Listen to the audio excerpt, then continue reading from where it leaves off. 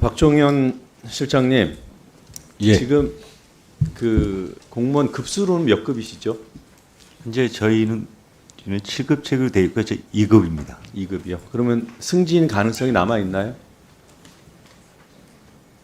네, 인사가 3년 후에 은퇴입니다. 3년 후에 은퇴시고, 그렇습니다. 네, 현재 인사권자는 유일임 위원장이고요. 그렇습니다. 인사철이 곧 다가오나요? 언제죠? 그건 이사권자의 소관입니다. 그래 정기 인사 없어요? 10월 2일에 9월 27일, 그러니까 지난해입니다. 지난해 9월 27일에 그 내부 팀장이 유일임 위원장님 왜 회피하지 않으십니까라는 그 사내 게시판에 공개 글을 올렸고, 그리고 그걸 10월 2일에 보신 걸로 돼 있어요. 그렇죠? 예, 저 봤습니다. 네, 그 글을 읽고도 별로 문제를 못 느끼셨다고 아까 답변하셨고, 네, 확인하실 생각도 안 하셨고요. 근데 또 당일에 2번이나 그걸 조회를 하셨던데, 하여튼 관심이 그다음 뭐 그 새로운 어떤 추가 조치를 할 만큼 관심이 안 갔던 거죠. 제가 그 당시 아마 사무총장 같이 겸하고 있을 겁니다. 그래서 네. 여러 가지 사안들을 보는 그래서 자세히 못 봤기에 다시 한번 봤던 것 같습니다. 네, 다시 한번 봤는데도 문제 의식을 크게 못 느끼셨다. 통상적인 게시글 형태인데 이게 무슨 문제지 하고 있었습니다. 그러셨어요? 통상적으로 보이셨어요? 네. 그러니까 네, PPT 다음 거 보여주십시오. 그 당시에 만약에 우리 감사실장으로서 또는 사무총장 직대로서 이 문제가 뭔지 좀 확인을 해보고 이미 해당 부서에서 보고서가 작성된 마당이니까 쉬웠을 테고요. 그때는 내부에서 문제 제기된 것도 뭐 유희목, 박우기 정도입니다. 그때 위원장한테 보고를 해서 뭐 오해가 있으면 오해를 풀고 문제가 더 진행되지 않게 했다면 지금 이런 상황이 벌어졌겠습니까? 내부적으로 정리가 됐겠죠? 아닌가요? 어떻게 생각하세요? 저는 종편 본부 팀장이 작성했는지 보고했는지도 보고받지 않았고요. 그러니까 보고받지 않은 거 알아요. 예. 감사실장으로서 그 정도 감도 없고 이 문제가 얼마나 파급력이 있을지 정도도 판단 못하는 그 부분을 질책하고 있는 겁니다. 모르시겠습니까? 9월 14일에 보고서가 작성됐어요. 사후적으로는 아셨죠? 나중에는 지금 알고 계시죠? 신문 지상이나 언론 보도나 국회에서 무슨 지적하는 걸 당신이 봤습니다. 고위 직원들은 신문을 안 보면 모릅니까? 내부 사정을? 자, 그 보고서를 작성하자고 한 그 직원은 잘못한 겁니까? 저는 확인하지 않았기 때문에 알 수가 없습니다. 장경식 당시의 팀장, 지금 옆에 계신 단장님은 그때 보고서 작성한 것까지 받아들었는데 묵살했다고 스스로 얘기했습니다. 그 말이 사실인지 여부를 확인해야겠지만 그런 보고를 받고 묵살하는 것은 팀장으로서 잘한 일입니까? 그것도 판단이 안 되시죠? 네. 옆에 장경식 단장님. 네, 유일임 위원장은 워낙 재주가 좋으신 분이라 빠져나갈지도 몰라요. 근데 그리고 아직까지는 정황 증거인 상황이고 하도 상황이 이상해서 저희가 이렇게 질의하지만 유일임 본인이 인정한 건 없어요.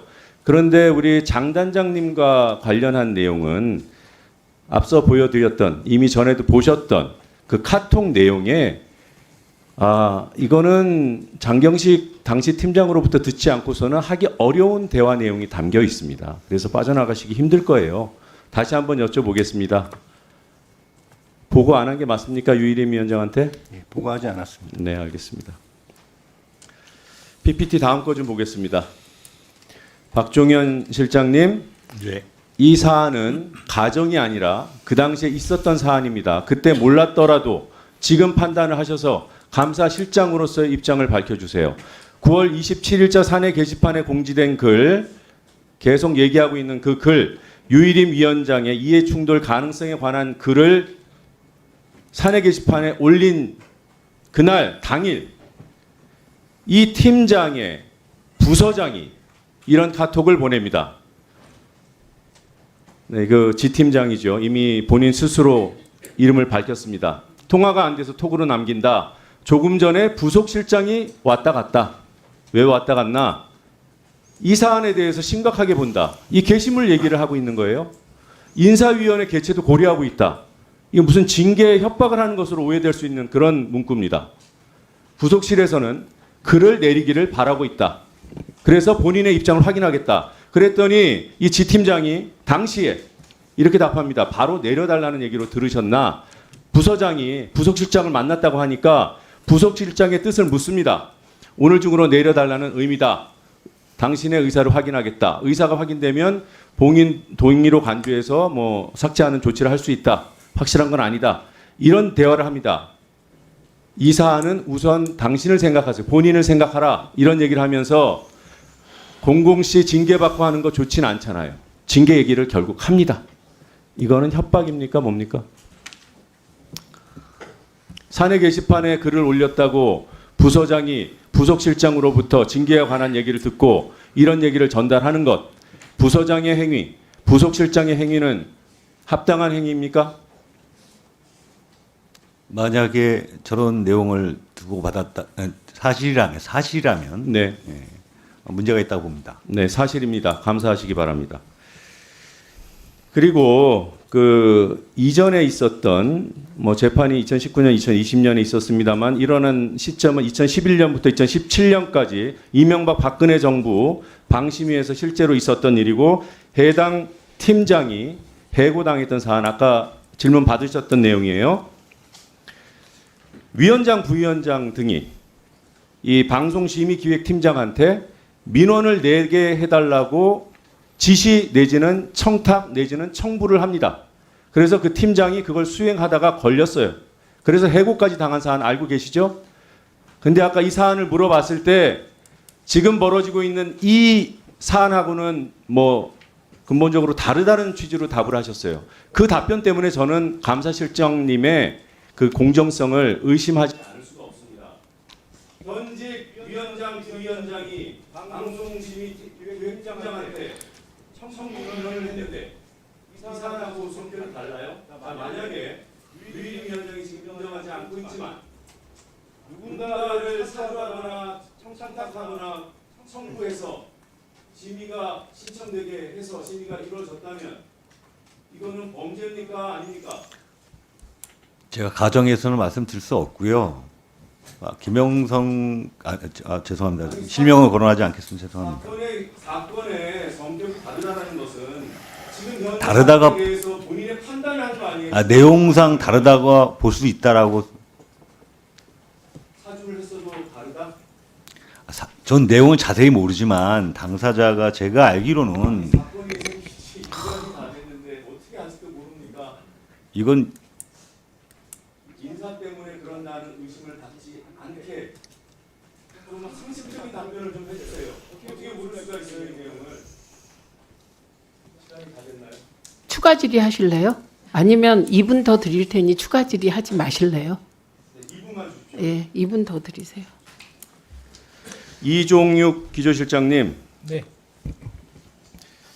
기관의 명의로 직원들을 고발했는데 고발 당시에 대상자가 직원인 줄 몰랐다라고 답하셨어요?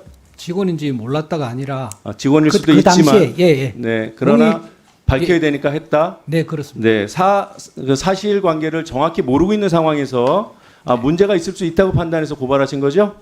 네, 그렇습니다. 네. 민원 유출 정보가 된 정황이 있어서 네. 근데 개인정보 유출이 맞다면 범죄일 수 있으니까. 네, 네. 네. 청부 민원이 맞다면 범죄일 수 있죠. 지금 사실관계는 지금 명확히 모르신다는 거고요. 네, 그렇습니다. 그렇죠? 근데 이러저러한 주장들이 많이 나오고 있죠. 특히나 방심위 직원들 전원이 여러분들 빼고 전원이 문제가 있다고 하고 있죠. 네, 그렇습니다. 근데 이거 왜 고발 안 해요? 왜 직원들이 걸릴 수 있는 것만 고발하고 위원장의 이 의심스러운 행위는 고발하지 않습니까? 그게 정당하고 공정한 처사입니까? 지금 직원들이 수사받을 수도 있는 것을 그래 누군지는 모르니까 고발했다고 칩시다. 위원장은 왜 고발 안 해요? 위원장 이름 가리고 청부 민원 의심이 있으니 밝혀주시오라고 고발하는 게 맞죠? 그게 위원장인지 아닌지 아무도 모르지만 그러니까 여러분들이 편파적이고 비겁하고 권력 뒤에 숨어 있다고 얘기하는 거예요. 아니 답변하세요. 왜 할 말이 고발 안 있으시겠- 했는지 예, 할 답변 말이 있으시겠습니까? 왜 고발 안 했는지 답하세요. 거기에 대해서 위원장님에 대한 관한 사항이라서 저희들이 특별히 판단하지는 알고 않았습니다. 있었네요. 위원장에 관한 사안인 청구민은 다. 그때 공익 제보가 아. 됐고 그런 상황을 직원들이 다 이야기하고 신문지상에 나오니까요. 아니 근데 지금 노정면 의원님의 질의 내용은 네. 기관 명의로 공익 제보자들을 소위 민원 유출로 고발했잖아요. 기관이. 네, 네. 그런데 왜 방송통신심의위원회는 류희림 땡땡땡 하고 왜 고발 안 했냐고 묻고 계시는 거예요. 답하라고요. 왜 안 하셨어요? 그냥 단순하게 하세요. 권익위원회에 공익 제보도 되고 해서 저희들이 특별히 판단하지 않았습니다. 왜 판단을 안 하셨어요? 그러면 그 기관이라는 게 누굽니까? 기관에서 민원인 정보 유출, 신원 유출로 기관이 고발했잖아요. 그 기관은 유령입니까? 그거 누가 결정한 겁니까? 그걸 묻고 싶으신 거예요. 시간이 없으셔서 못 하신 건데 누가 결정했어요? 수사 의뢰를 말씀하시는 겁니다. 네, 예, 공익제보자 수사를 수사 의뢰 기관이 했다면서요. 예, 그런 부분들은 성명불상의 직원들을 대상으로 했기 때문에 누가 위원장- 했냐고? 누가 최종적으로 위원장님이 결정했습니까? 결정하실 수밖에 없습니다. 류일임 위원장이 결정했죠? 네, 그렇습니다. 그래서 결재를 받아서 제출. 네, 그러니까 수사에 답은 나왔네요. 노정면 의원님 질의에 대한 답하세요. 그냥 위원장님이 결재를 안 하시는 거라고. 그게 뻔해서 안건도 안 올렸다고 이렇게 말하셔야죠. 이혜민 위원님 질의해 주십시오. 네, 조국혁신당 이혜미입니다.